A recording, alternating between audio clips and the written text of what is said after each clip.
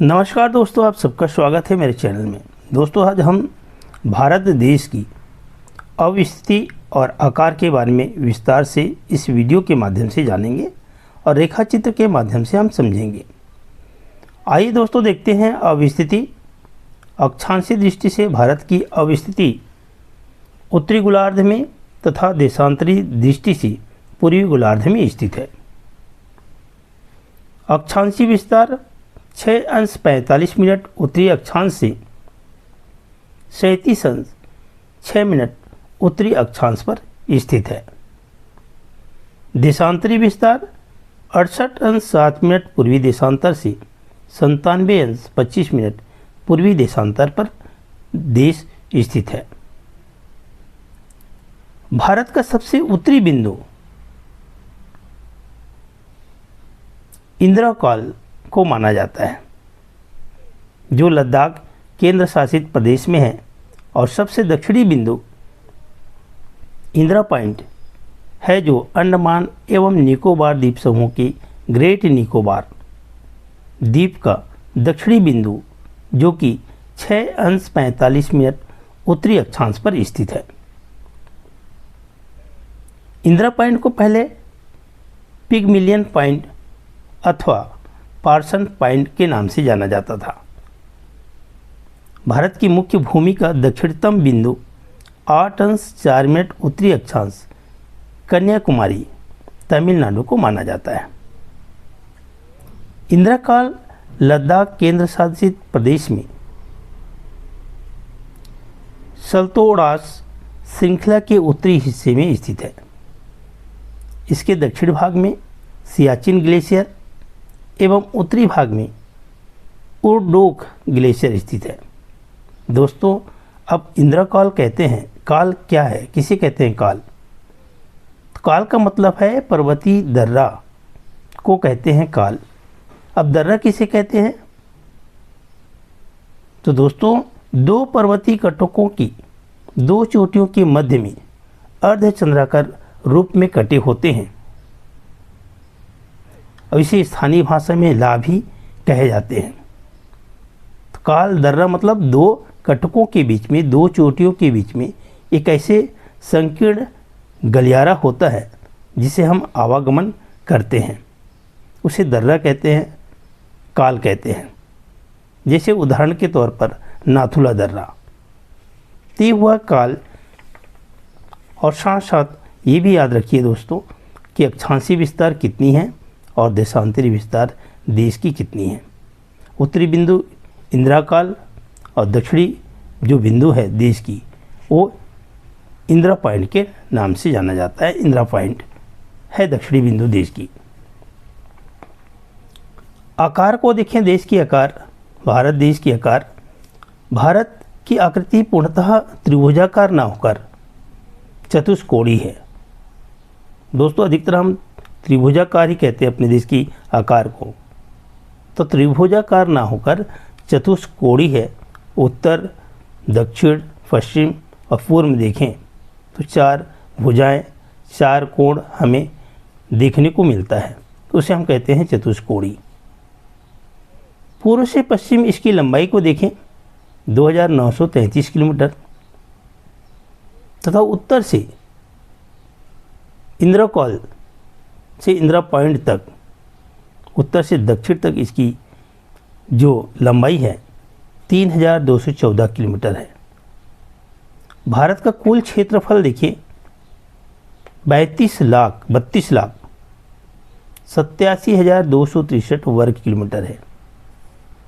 इसकी स्थलीय सीमा की लंबाई 15,106.7 किलोमीटर है,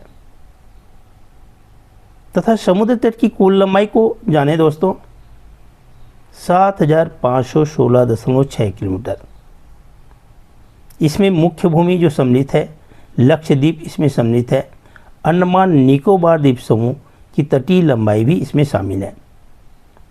तो मुख्य भूमि की तटीय लंबाई 5,422.6 किलोमीटर है। ये हमें याद रखना है कि मुख्य भूमि की तटीय लंबाई 5,422.6 किलोमीटर है। स्थलीय सीमा भारत के 16 राज्यों तथा 2 केंद्र शासित प्रदेशों एवं तटीय सीमा समुद्र तटीय सीमा 9 राज्यों तथा 4 केंद्र शासित प्रदेशों को छूती है। ये भी हमें याद रखना है कि 16 राज्यों से स्थलीय सीमा, 2 केंद्र शासित प्रदेशों से और तटीय सीमा 9 राज्यों और 4 केंद्र शासित प्रदेशों को छूती है। यदि राज्यवार देखा जाए तो अन्य तटीय राज्यों की तुलना में गुजरात की तटीय लंबाई सबसे अधिक सर्वाधिक है। इसके बाद आंध्र प्रदेश का स्थान आता है। एक बार समुद्र तटीय जो राज्यों की जो लंबाई है उन्हें हम सिलसिलेवार देखते हैं। गुजरात का तटीय रेखा की लंबाई 1214.7 किलोमीटर। दूसरा है आंध्र प्रदेश की तटीय रेखा की लंबाई 973.7 किलोमीटर। तीसरा है तमिलनाडु 906.9 किलोमीटर। महाराष्ट्र की तटीय रेखा की लंबाई 652.6 किलोमीटर। 5 है केरल 569.7 किलोमीटर। छठवा है आपका उड़ीसा 4776.4 किलोमीटर। 7 कर्नाटक 280.0 किलोमीटर। 8 है आपका गोवा एवं दमन एवं दीव 160.5 किलोमीटर। 9 है आपका पश्चिम बंगाल 157.5 किलोमीटर। इसी में आप सम्मिलित करते हैं हम पुडुचेरी को 30.6 किलोमीटर है। 2 केंद्र शासित प्रदेश भी इसमें सम्मिलित है। अंडमान एवं निकोबार द्वीप का तटीय रेखा की लंबाई 1062 किलोमीटर है। लक्षद्वीप तटीय रेखा की लंबाई 132.0 किलोमीटर है। तो ये हुआ दोस्तों समुद्र तटीय जो राज्य हैं उन राज्यों की तटीय रेखा की लंबाई कितनी है, ये भी हमें याद रखना है। प्रतियोगिता परीक्षा में ऐसे प्रश्न पूछा ही जाता है। भारत की प्रादेशिक जल सीमा के बारे में जानते हैं हम। हमारी एरिया जल सीमा कहाँ तक हमारा अधिकार है, कितने मील तक हमारा अधिकार देश का अधिकार है, भारत देश का अधिकार है, उसे हम विस्तार से जानने की कोशिश करते हैं। तो भारत देश की प्रादेशिक जल सीमा तटीय रेखा से देश की तटरेखा से 12 समुद्री मील की दूरी तक है। इस क्षेत्र के उपयोग का भारत को संपूर्ण अधिकार प्राप्त है। ये याद रखना है दोस्तों, तटीय रेखा से 12 समुद्री मील। एक समुद्री मील के बारे में बतला दूं आप लोगों को कितनी दूरी होती है। तो 1,85,200 किलोमीटर का एक समुद्री मील होता है। तो 12 समुद्री मील की दूरी तक है। इस क्षेत्र के उपयोग का भारत को संपूर्ण अधिकार प्राप्त है। प्रादेशिक जल से आगे तथा तट रेखा से 24 समुद्री मील की दूरी तक के क्षेत्र को संलग्न क्षेत्र मंडल कहते हैं। दोस्तों ये याद रखें कि प्रादेशिक जो जल सीमा है 12 समुद्री मील तक, उसके आगे तटीय रेखा से 24 समुद्री मील की दूरी तक के क्षेत्र को संलग्न क्षेत्र मंडल कहते हैं। अब इस क्षेत्र में भारत को राजकोषीय अधिकार, सीमा शुल्क से संबंधित अधिकार, प्रदूषण नियंत्रण से संबंधित अधिकार तथा अप्रवासी कानून लागू करने का अधिकार प्राप्त है देश को। अनन्य आर्थिक क्षेत्र के अंतर्गत संलग्न क्षेत्र के आगे के वे समुद्री क्षेत्र आते हैं जो तटीय रेखा से 200 समुद्री मील, तटीय रेखा से कितने समुद्री मील, 200 समुद्री मील की दूरी तक है। इस क्षेत्र के अंतर्गत भारत को खनिज संपदा, सागरी जल शक्ति, सागरी जीवों आदि के सर्वेक्षण, विद्योहन, संरक्षण एवं अनुसंधान का अधिकार प्राप्त है। भारत का अनन्य आर्थिक क्षेत्र 2.02 मिलियन वर्ग किलोमीटर क्षेत्र में फैला है। दोस्तों ये हुआ आपका समुद्री मील के बारे में। तटरेखा से कितनी दूरी तक भारत देश का अधिकार के अंतर्गत आता है। अब देखिए दोस्तों, कर्क रेखा भारत को दो भागों में बांटता है, भारत के उत्तरी मैदान और भारत के प्रायद्वीपीय पठार के दो भागों में, प्रायद्वीपीय पठार में दो भागों में बांटता है। कर्क रेखा भारत के मध्य भाग से 8 राज्यों से होकर गुजरती है। अब ये राज्य है दोस्तों गुजरात, राजस्थान, मध्य प्रदेश, छत्तीसगढ़, झारखंड, पश्चिम बंगाल और पूर्वोत्तर राज्यों में त्रिपुरा एवं मिजोरम। इन राज्यों से 8 राज्यों से होकर कर्क रेखा गुजरती है।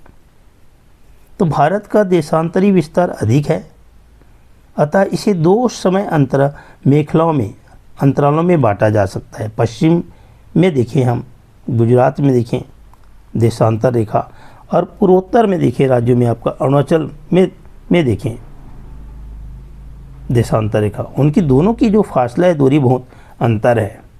हम जानते हैं कि एक देशांतर रेखाओं को पार करने में 4 मिनट का समय लगता है। अब हमारे पास देखिए उत्तरी आपका पश्चिम में गुजरात से और अरुणाचल के प्रदेश के बीच में बहुत ही अंतर होता है देशांतर रेखाओं के बीच में। लेकिन इससे प्रशासनिक एवं अन्य कार्यों में कठिनाई आती है। हम अरुणाचल प्रदेश की समय तय अलग हो और गुजरात की समय या टाइम अलग हो तो प्रशासनिक कार्यों में बाधा या कठिनाई आती है। तो इससे बचने के लिए 82.30 मिनट पूर्वी देशांतर रेखा को देश का मानक यामोत्तर माना गया है। और यह मानक यामोत्तर उत्तर प्रदेश की मिर्ज़ापुर से होकर गुजरती है। भारतीय मानक समय Indian standard time Greenwich mean time से कितने आगे हैं? 5 घंटा 30 मिनट आगे हैं। तो भारत की मानक यामोत्तर रेखा 82.5 पूर्वी देशांतर उत्तर प्रदेश के अलावा मध्य प्रदेश राज्य से, छत्तीसगढ़ से, उड़ीसा तथा आंध्र प्रदेश से होकर गुजरती है। इस प्रकार यह भारत के 5 राज्यों से होकर गुजरती है। मानक यामोत्तर रेखा 82.5 पूर्वी देशांतर एवं कर्क रेखा 23.30 मिनट उत्तरी अक्षांश रेखा भारत में छत्तीसगढ़ राज्य के अंतर्गत कोरिया जिला से मिलती है, जहाँ स्थान बैकुंठपुर से 82.5 अंश पूर्वी देशांतर 23.27 मिनट उत्तरी अक्षांश से थोड़ा उत्तर में स्थित है। और ये महत्वपूर्ण मध्य प्रदेश बिंदु देखिए, महत्वपूर्ण बिंदु मध्य प्रदेश और छत्तीसगढ़ ऐसे राज्य हैं जहाँ से कर्क रेखा और मानक यामोत्तर रेखा दोनों गुजरती हैं। तो ये हुआ दोस्तों देश की अवस्थिति और आकार के बारे में। आप सभी को वीडियो अच्छी लगी हो तो मेरे चैनल को शेयर, लाइक, सब्सक्राइब ज़रूर करें। धन्यवाद दोस्तों। अगली वीडियो में हम पुनः मिलते हैं, भारत की जानकारी लेकर आप लोगों के समक्ष में पुनः आऊँगा। धन्यवाद।